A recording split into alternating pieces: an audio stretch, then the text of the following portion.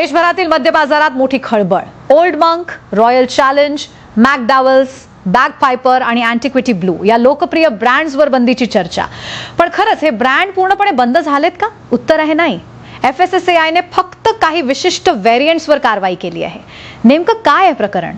ग्राहकांची फसवणूक कशी उघडकीस आली आणि आता बाजारात काय बदल होणार? पाहूया हा खास रिपोर्ट. देशभरात सोशल मीडियावर ओल्ड मंक आणि रॉयल चॅलेंज सारख्या लोकप्रिय दारू ब्रँड्सवर पूर्ण बंदी घातल्याच्या चर्चा रंगल्या आहेत.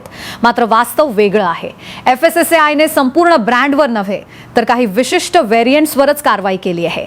FSSAIच्या प्रयोगशाळा तपासणीत काही उत्पादनांमध्ये नियमबाह्य कृत्रिम फ्लेवरिंग एजंट्सचा वापर आणि चुकीचे लेबलिंग आढळल्याचा दावा करण्यात आला आहे. त्यामुळे संबंधित उत्पादनांच्या विक्रीवर निर्बंध लावण्यात आले आहेत. या कारवाईत ओल्ड मंकचे द लेजंड, गोल्ड रिझर्व्ह आणि XXX मॅच्युअर्ड रम, तसेच royal challenge whisky, antiquity blue whisky, bagpiper deluxe whisky, old cask deluxe, XXX rum आणि मॅकडॉवेल्सचे काही विशिष्ट व्हेरियंट्स समाविष्ट आहेत.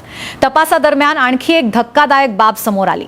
काही उत्पादनांवर 7 इयर्स ओल्ड ब्लेंडेड असा दावा करण्यात आला होता. मात्र प्रयोगशाळेच्या अहवालानुसार त्यामधील बहुतांश भाग हा अनेस्ड स्पिरिट असल्याचा आरोप आहे. यामुळे ग्राहकांची दिशाभूल झाल्याचा मुद्दा उपस्थित करण्यात आला. नियमानुसार व्हिस्की किंवा रमचा स्वाद नैसर्गिक एजिंग प्रक्रियेतून तयार होणे अपेक्षित असते. मात्र काही नमुन्यांमध्ये कृत्रिम किंवा नेचर आयडेंटिकल फ्लेवर वापरून तोच स्वाद तयार केल्याचा दावा FSSAIने केला आहे.